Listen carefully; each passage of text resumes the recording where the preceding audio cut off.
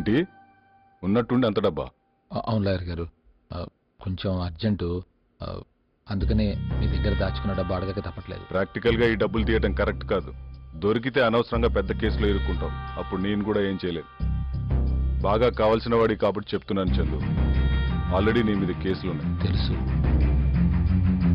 కానీ తప్పట్లేదు. చందు, నీకు తెలియంది కాదు.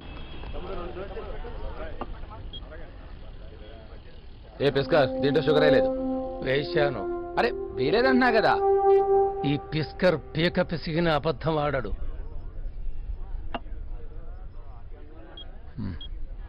ఎవరికి చేయను? అంబాజీరావు.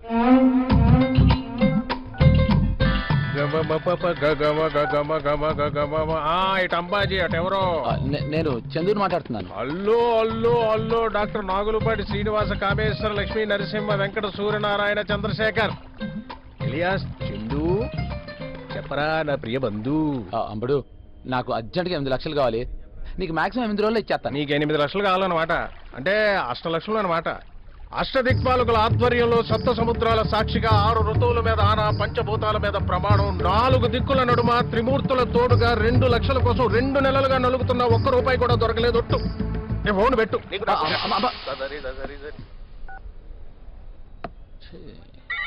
ఎవరు?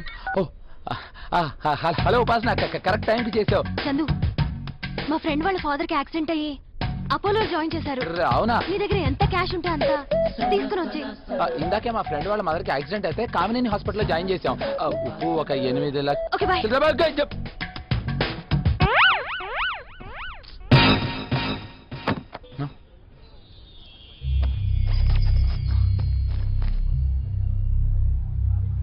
ఈ 5 లక్షలు ఇచ్చి మంచి ఫ్రెండ్ అనిపించుకున్నావురా రవి.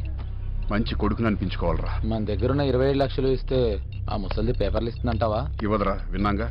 తన కట్నం కావాల్సింది 30. ఇప్పుడు ఎలారా బాబు? సావిత్రి.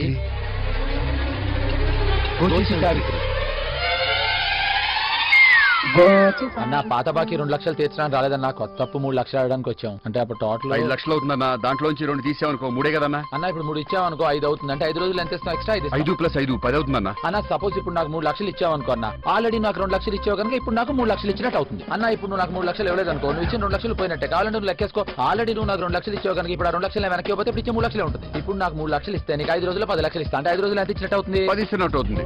10 లోంచి 3 తీస్తే 7 కదా. అప్పుడు 2 ఈ 3 లక్షలు కలిపితే 5 లక్షలు అవుతుంది కదా. 5 కలిపితే మొత్తం 10. అంటే నువ్వు నాకు ఇచ్చినా ఎవరు నీకు 2 లక్షలు, ఇప్పుడు నువ్వు ఇస్తే 3 లక్షలు ఇచ్చే వెనక్కి ఇచ్చే 3 లక్షలు, 5 రోజుల్లో 10 లక్షలు. ఏంటన్నా ఇంకా అనుమానంగా చూస్తావు? ఇదిగో దీంట్లో 27 లక్షలు తీసుకో, ఎంజాయ్ చేయి, తీసుకో. అలా తీసుకునే ముందర ఒక విషయం ఆలోచించుకోను. ఆల్రెడీ నాకు ఇచ్చిన 2 లక్షలు ఇప్పుడు ఇద్దాం అనుకోండి. 3 లక్షలు కలిపేసి 5 రోజుల్లో 10 లక్షలు కావాలా, లేకపోతే ఇప్పుడు ఇచ్చే 3 లక్షలు 5 రోజుల్లో 10 లక్షలు కావాలా, లేదా జపాటి 2 లక్షలు కావాలా? అన్న ఆలోచిస్తున్నాడు. అన్న ఆలోచిస్తూనే ఉన్నాడు.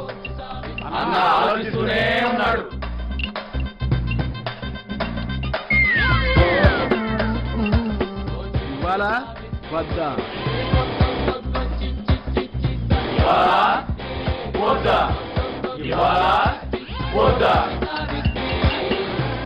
సరే మొత్తం 10 లక్షలు 5 రోజుల్లో మేము ఇస్తాం. మీరు 3 లక్షలు ఇవ్వండి. అదే అదే అదే మేము 3 లక్షలు ఇస్తే మీరు 5 రోజుల్లో 10 లక్షలు ఇవ్వండి. ఓ అన్నా, నీకు లెక్కలు క్లియర్ గా అర్థమయ్యాయి కదా? మా బుర్ర చాలా షార్ప్. ఓ అంటే అన్నా పారే నీళ్ళ లాంటివి మా లెక్కలో. గోచన్న లాభం 1 2 3. అన్నకి డౌట్ గా ఉందిరా. అన్న ఇప్పుడు నాకు 2 లక్షలు ఇచ్చావు, ఇప్పుడు 3 లక్షలు ఇస్తున్నావు. 2 + 3 ఎంత? బాబు ఆ లెక్కలన్నీ మా సావిత్రి అన్నకు తెలుసు. నువ్వు డబ్బులు తీసుకుని వెళ్ళిపో. బ్యాగ్ తీసుకోరా. అన్నా నీకు టోటల్ క్లారిటీ ఉంది. ఆగు, మాకు మొత్తం అర్థమైపోయింది. నువ్వు వెళ్ళిపో. వెళ్ళిపో అన్న. ఇప్పుడు లెక్కేసుకుంటున్నా అన్నమాట. 2 + 3 5. 5 రోజుల్లో 10. 10 రోజుల్లో 5 ఇస్తారు. అంటే 10 అయింది. 10లో నుంచి ఎలాగా పోయిన 2 తీసేస్తే 8 మిగులుతుంది అన్నమాట. 8కి మనం ఆల్రెడీ 3 ఇచ్చాం కనుక 5 మిగులుతుంది. మనం వాడికి ఇచ్చింది 5, వాడు మనకి ఇస్తుంది 10. వాడు ఇస్తానని 5 ఇవ్వలేదు అనుకో, మనం ఇచ్చిన 5 ఉంటాయి. దాంట్లో 2 తీసివేసినాం అనుకో 3 ఎక్కడికి పోవు. అంటే వాడు ఇచ్చినా ఇవ్వకపోయినా మనం ఎక్కడికి పోవు.